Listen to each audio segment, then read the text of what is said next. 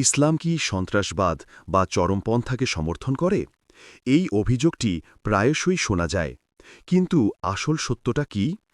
আল্লাহ তাআলা পবিত্র কোরআনে পরিষ্কারভাবে ঘোষণা করছেন, মিন আজলি যালিকা কাতাবনা আলা বানি ইসরাঈলা আন্নাহু মান কাতালা নাফসাম বিগাইরি নাফসিন আও ফাসাদিন ফিল আরদ ফাকাআন্নামা কাতালা الناس জামিআ ওয়া মান আহইয়াহা ফাকাআন্নামা আহইয়া الناس জামিআ।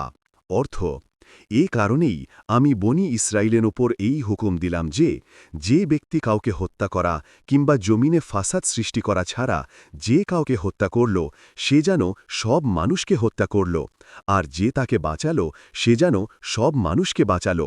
সূরা মাইদা এই আয়াত স্পষ্ট করে ইসলামে একটি প্রাণের মূল্য কতটা। ইসলামে নির্দোষ মানুষের রক্তপাত কঠোরভাবে নিষিদ্ধ। একজন নিরপরাধ মানুষকে হত্যা করা গোটা মানবজাতিকে হত্যার সমতুল্য।